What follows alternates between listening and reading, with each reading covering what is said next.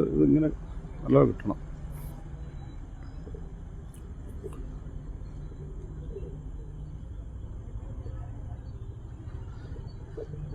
പ്രിയപ്പെട്ടവരെ, എല്ലാവർക്കും നേർക്കാഴ്ചയിലേക്ക് നമസ്കാരം.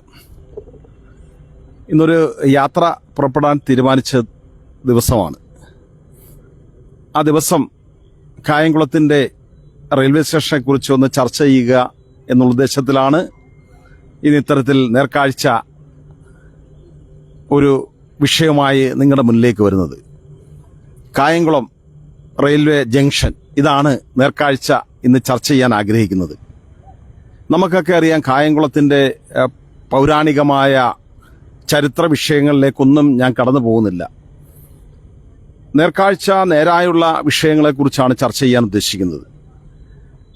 ഇന്ന് കായംകുളത്തിൻ്റെ ഒരു പൊതുവികസനം അത് എവിടെ നിൽക്കുന്നു എന്നുള്ള ചർച്ചയിലൂടെയാണ് നേർക്കാഴ്ച നമ്മളുടെ കായംകുളം റെയിൽവേ ജംഗ്ഷനെ കുറിച്ച് ചർച്ച ചെയ്യാൻ ആഗ്രഹിക്കുന്നത്. നമുക്കൊക്കെ അറിയാം, റെയിൽവേ ജംഗ്ഷൻ നമ്മൾ യാത്ര ചെയ്യുമ്പോൾ നമ്മുടെ മനസ്സിലൊരു സ്വപ്നമുണ്ട്. ഒരു ജംഗ്ഷൻ എന്ന് പറയുമ്പോൾ ആ ജംഗ്ഷൻ അവിടെ ഒട്ടനവധി സൗകര്യങ്ങൾ ആ റെയിൽവേ സ്റ്റേഷൻ അനിവാര്യമാണ്. പക്ഷേ കായംകുളത്തെ സംബന്ധിച്ചിടത്തോളം അത്തരത്തിലുള്ള ഒരു ആനുകൂല്യവും കായംകുളം റെയിൽവേ ജംഗ്ഷന് ലഭിച്ചിട്ടില്ല എന്നുള്ളതാണ് നേർക്കാഴ്ചയെ സംബന്ധിച്ചിടത്തോളം പല കാര്യങ്ങളും പഠിച്ചതിൽ നിന്ന് വ്യക്തമാകുന്നത്.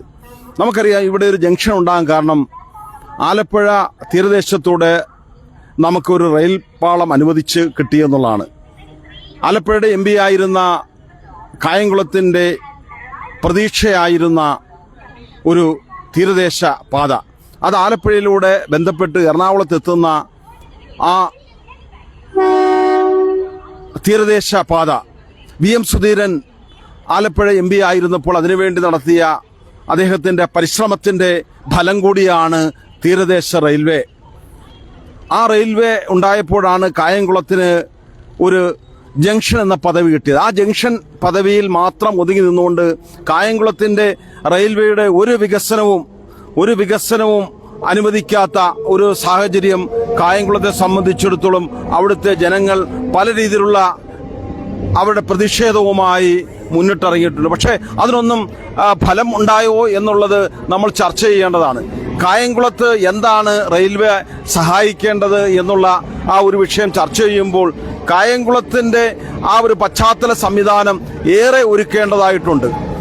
ആ ഒരുക്കുവാനുള്ള സംവിധാനവും സ്ഥലവും കായംകുളത്ത് അനിവാര്യമായി നിൽക്കുമ്പോൾ കായംകുളത്തെ ഒരു ജംഗ്ഷനായി പരിഗണിക്കാതെ ഒരു റെയിൽവേ സ്റ്റേഷനായി മാത്രം ഒതുക്കിക്കൊണ്ടുള്ള ആ ഒരു ഭരണ നേതൃത്വത്തിൻ്റെ ആ ഒരു വിഷയത്തിൽ ബന്ധപ്പെട്ടുകൊണ്ട് ഇന്ന് രാഷ്ട്രീയത്തിനതീതമായി പൊതുപ്രവർത്തകരെല്ലാം ഇവിടെ ഒപ്പുശേഖരണം നടത്തുകയും കായംകുളത്ത് ഒട്ടനവധി ട്രെയിൻ ഇവിടെ സ്റ്റോപ്പ് അനുവദിക്കണമെന്നുള്ള ആവശ്യം ഉന്നയിച്ചുകൊണ്ട് കേന്ദ്ര ഗവൺമെന്റ് അടുത്ത് അവർ നിർദ്ദേശങ്ങൾ നൽകുകയും അതിന്റെ ഒപ്പുശേഖരണം നടത്തുകയും ചെയ്യുകയാണ്. ഇത് വളരെ ഗൗരവമായ രാഷ്ട്രീയത്തിനതീതമായി നമ്മളെല്ലാം ഒത്തൊരുമിച്ച് നിന്നെങ്കിൽ മാത്രമേ ഇതിന് പരിഹാരം ഉണ്ടാകത്തുള്ളൂ. ഇവിടെ രാഷ്ട്രീയമല്ല അനിവാര്യം, കാലാനുസൃതമായ മാറ്റം കായംകുളത്ത് അനിവാര്യമാണ്. നമ്മുടെ കാലം അത് വളർന്നുകൊണ്ടിരിക്കുകയാണ്. ഇന്ന് നമുക്കൊക്കെ അറിയാം, ഇന്ന് ട്രെയിനേക്കാട്ടി കൂടുതൽ ആൾക്കാർ ഇന്ന് അല്ലെങ്കിൽ വിമാനത്തെ ആശ്രയിക്കുന്ന ഒരു ലോകത്ത് ആ ട്രെയിനിൻ്റെ ആ ഒരു ഗതാഗതം എത്രത്തോളം പൊതുസമൂഹത്തിന് അനിവാര്യമാക്കണമെന്നുള്ളത് അതാത് ഗവൺമെൻറ്റുകൾ ആ ഒരു കാലഘട്ടത്തിനനുസരിച്ചുള്ള വികസനം ഇവിടെ എത്തിക്കേണ്ടത് വളരെ അനിവാര്യമാണ്. കായംകുളത്തെ പലപ്പോഴും അത് പുറന്നോട്ട് പിടിക്കുന്ന സാഹചര്യം ഉണ്ടായോ എന്നുള്ളത് യാഥാർത്ഥ്യമാണ്. അതുകൊണ്ട് നേർക്കാഴ്ച വിഷയവുമായി ബന്ധപ്പെട്ട് പറയുന്നത്, കായംകുളത്തിൻ്റെ അടിസ്ഥാന സംവിധാനങ്ങൾ ഇതല്ല കായംകുളം റെയിൽവേ സ്റ്റേഷൻ അനിവാര്യം. കായംകുളത്ത് അത്യാവശ്യം ഏറെ സ്ഥല സൗകര്യങ്ങളുള്ള ഒരു റെയിൽവേ സ്റ്റേഷനാണ്.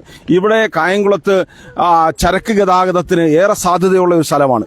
ഇവിടെ അത്യാവശ്യം അത്തരത്തിലുള്ള ഒരു സംവിധാനങ്ങൾ ഒരുക്കിയാൽ ഇവിടെ ഒത്തിരി ആൾക്കാർക്ക് തൊഴിലവസരങ്ങൾ കിട്ടുന്ന ഒരു അവസരമുണ്ടാകും. അതുപോലെ തന്നെ ഒട്ടനവധി ട്രെയിനുകൾ ഇവിടെ സ്റ്റോപ്പ് അനുവദിക്കേണ്ടതുണ്ട്. അതൊക്കെ ഏറെ ഗുണമുണ്ടാകുന്ന ഈ പ്രദേശവുമായി ബന്ധപ്പെട്ടുള്ള ഒട്ടനവധി പ്രദേശത്തേക്ക്, കിഴക്കൻ പ്രദേശത്തേക്ക് പോകേണ്ടവർക്കും അതുപോലെ തന്നെ ഇവിടുന്ന് ഒട്ടനവധി വിഷയങ്ങളുമായി ബന്ധപ്പെട്ടുള്ള ചർച്ചകൾ ചെയ്യാനുണ്ട്. എങ്കിലും ഇവിടെ അനിവാര്യമായ വിഷയം കായംകുളത്ത് ഇപ്പോൾ ചർച്ച ചെയ്യപ്പെടുന്നത് റെയിൽവേ സ്റ്റേഷനാണ്. ആ റെയിൽവേ സ്റ്റേഷനുമായി ബന്ധപ്പെട്ടുള്ള വികസനം ഇപ്പോൾ നടന്നുകൊണ്ടിരിക്കുകയാണ്. യാതൊരു സംശയമില്ല റെയിൽവേയുടെ വികസനം നടക്കുന്നുണ്ട്. പക്ഷേ കായംകുളത്തിന്റെ ജംഗ്ഷൻ എന്ന രീതിയിലാണ് അതിന്റെ വികസനം ഇത് അപര്യാപ്തമാണോ എന്നുള്ളതാണ് പൊതുസമൂഹത്തിന്റെ ആവശ്യം. ആ ആവശ്യവുമായി ബന്ധപ്പെട്ട് വിഷയങ്ങൾ ചർച്ച ചെയ്ത് ഉത്തരവാദിത്തപ്പെട്ടവരുടെ മുമ്പിലേക്ക് ആ വിഷയങ്ങൾ എത്തിക്കുക എന്നുള്ളത് നമ്മുടെ എംപിയുടെ ഒരു ആവശ്യമാണ്. വളരെ ശക്തനായ ഒരു എംപിയാണ് ആലപ്പുഴയിൽ നിന്ന് നമുക്ക് ലഭിച്ചിട്ടുള്ളത്. കെ സി വേണുഗോപാലാണ്. അദ്ദേഹത്തിന് ഈ വിഷയം അവതരിപ്പിക്കുവാനും അറിയാം, ഇവിടെ നേടിയെടുക്കുവാനും അദ്ദേഹത്തിന് കാര്യശേഷിയുണ്ട്. അതുകൊണ്ട് നമുക്ക് ആ വിഷയവുമായി ബന്ധപ്പെട്ട് രാഷ്ട്രീയത്തിന് അതീതമായി ഈ വിഷയത്തെ എല്ലാവരും ഏറ്റെടുത്തിരിക്കുന്ന ഒരു സാഹചര്യമാണ്. എനിക്ക് പറയുവാനുള്ളത്, കായംകുളത്തെ റെയിൽവേ മാത്രമല്ല, കായംകുളത്തിന്റെ ദേശീയപാതയെ സംബന്ധിച്ചിടത്തോളം കായംകുളത്തിന്റെ വികസനത്തിന് അതിനെ പുറകോട്ടടിക്കുന്ന രീതിയിലുള്ള ഒരു ദേശീയപാത നിർമ്മാണമാണ് കായംകുളത്ത്. അതിനെതിരെ ശക്തമായ രീതിയിലുള്ള വല പ്രക്ഷോഭം ഉണ്ടായിട്ടും കായംകുളത്തെ രണ്ടായി വെട്ടിമുറിക്കുന്ന രീതിയിലുള്ള ദേശീയപാത നിർമ്മാണം ഇപ്പോഴും പുരോഗമിക്കുകയാണ്. പക്ഷെ അവിടെ ഒന്നും ശാശ്വതമായ പരിഹാരം കാണുവാൻ ഉത്തരവാദിത്തപ്പെട്ടവർക്ക് കഴിയുന്നില്ല എന്നുള്ളത് ഒരു ഖേദകരമായ സത്യമാണ്. അത് ഭരണത്തിന്റെ പങ്കാളിത്തം ഉണ്ടെങ്കിൽ മാത്രമേ എംപിക്ക് അവിടെ എന്തെങ്കിലും സ്വാധീനം ചെലുത്താൻ പറ്റുകയുള്ളൂ. ഭരണവും അല്ലെ എംപിയും രണ്ട് വശങ്ങളിൽ നിൽക്കുമ്പോൾ എംപി ശക്തനാണെങ്കിലും എംപിക്ക് ഉദ്ദേശിക്കുന്ന കാര്യങ്ങൾ നടത്താൻ പറ്റുന്നില്ല എന്നുള്ളതാണ് നമുക്ക് ഇപ്പോൾ മനസ്സിലായിക്കൊണ്ടിരിക്കുന്നത്. അതുകൊണ്ട് നമുക്ക് പറയുവാനുള്ളത്, കായംകുളത്തിന്റെ പൊതുവികസനം അതൊരു വലിയ പ്രോജക്റ്റ് ആക്കണം.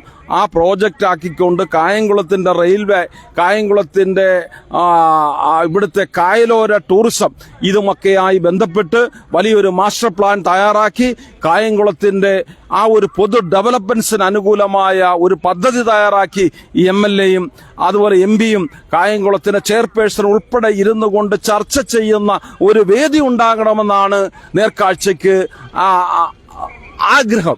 ആ ആഗ്രഹത്തിനൊപ്പം നമുക്കെല്ലാം ഒന്നിച്ചു നിന്നുകൊണ്ട് നമുക്ക് കായംകുളത്തിന്റെ ഈ വികസനം നാടിന്റെ ഒരു വലിയ ഉയർച്ചയിലേക്ക് പോകുന്ന ഒരു കാലഘട്ടമാണ്. ഈ കാലഘട്ടം ആർട്ടിഫിഷ്യൽ ഇന്റലിജൻസിനെ സ്വാധീനിച്ചുകൊണ്ട് നമ്മുടെ ബുദ്ധിക്ക് അപ്പുറത്തേക്ക് നമുക്ക് മുന്നോട്ട് പോകാൻ പറ്റുന്ന ഈ കാലഘട്ടത്തിൽ എന്തുകൊണ്ട് നമുക്ക് കായംകുളത്തിന്റെ പൊതുവികസനത്തിന് പുതിയ ചർച്ച തുടങ്ങാം എന്നുള്ളത് മാത്രമാണ് നേർക്കാഴ്ചയ്ക്ക് ഈ വിഷയവുമായി ബന്ധപ്പെട്ട് പറയുവാനുള്ളത്. മറ്റ് വിഷയങ്ങളൊന്നും നേർക്കാഴ്ച ഇപ്പോൾ ചർച്ച ചെയ്യുന്നില്ല. കായംകുളം റെയിൽവേ സ്റ്റേഷൻ വരും ദിവസങ്ങളിൽ അതിന്റെ വികസനം അത് എത്തരത്തിലായിരിക്കണം എന്നുള്ളതും, അതുപോലെ കായംകുളത്ത് സ്റ്റോപ്പ് അനുവദിക്കേണ്ട ട്രെയിനുകൾ അതൊരു ജംഗ്ഷൻ ആവുമ്പോൾ ആ ജംഗ്ഷനിൽ ഏതൊക്കെ ട്രെയിനുകൾ എങ്ങനെയൊക്കെ സ്റ്റോപ്പ് അനുവദിക്കാം, വന്ദേ ഭാരത് ഉൾപ്പെടെയുള്ള ട്രെയിനുകൾക്ക് കായംകുളത്ത് സ്റ്റോപ്പ് അനുവദിച്ചുകൊണ്ട് കായംകുളത്തിന്റെ അത് പഠനം നടത്തി കായംകുളത്ത് ഏറ്റവും നന്നായി പ്രവർത്തിക്കാൻ പറ്റുന്ന ഒരു പ്രദേശമാണ്. ഒരുപക്ഷെ എനിക്ക് ഓർമ്മയുണ്ട്, ഇവിടെ ഒരു പ്രീപെയ്ഡ് ടാക്സി സ്റ്റാൻഡ്, അതൊരു പ്രീപെയ്ഡ് ടാക്സി സ്റ്റാൻഡ് ഇല്ലാത്തതുകൊണ്ട് പലപ്പോഴും ഇവിടെ വരുന്ന യാത്രക്കാർ പല രീതിയിലുള്ള ബുദ്ധിമുട്ട് അനുഭവിക്കുകയാണ്. അതിന് പല സാങ്കേതികത്വമുണ്ട്. ഞാൻ JCI പ്രസിഡന്റ് ആയിരുന്നപ്പോൾ ഞാനിവിടെ അപേക്ഷ നൽകുകയുണ്ടായി, ഇവിടെ ഒരു പ്രീപെയ്ഡ് ടാക്സി സ്റ്റാൻഡ് അനുവദിക്കണമെന്ന്. പക്ഷേ അന്ന് റെയിൽവേ അതിന് അനുകൂലമായ സാഹചര്യം ഉണ്ടായെങ്കിലും അന്ന് JCIയുടെ ആ ഒരു പരാജയം കാരണം കായംകുളത്ത് ഒരു പ്രീപെയ്ഡ് ടാക്സി സ്റ്റാൻഡ് അതല്ലെങ്കിൽ അത്തരത്തിലൊരു സംവിധാനം നമുക്ക് യാഥാർത്ഥ്യമാക്കാൻ കഴിഞ്ഞിട്ടില്ല. കായംകുളത്തെ സംബന്ധിച്ചിടത്തോളം പ്രീപെയ്ഡ് ഓട്ടോറിക്ഷ അല്ലെങ്കിൽ ടാക്സി കൗണ്ടർ അനിവാര്യമാണ്. രാത്രികാലങ്ങളിൽ എത്തുന്ന യാത്രക്കാർക്ക് പല രീതിയിലുള്ള ബുദ്ധിമുട്ടുകൾ അനുഭവിച്ചുകൊണ്ടിരിക്കുന്ന ഈ റെയിൽവേ യാത്രാ സംവിധാനം കൂടുതൽ പ്രയോജനപ്പെടുത്തുന്ന രീതിയിലുള്ള പുതിയ പദ്ധതികൾ ആസൂത്രണം ചെയ്ത് മുന്നോട്ട് പോകണമെന്നാണ് നേർക്കാഴ്ചയ്ക്ക് ആവശ്യപ്പെടാനുള്ളത്.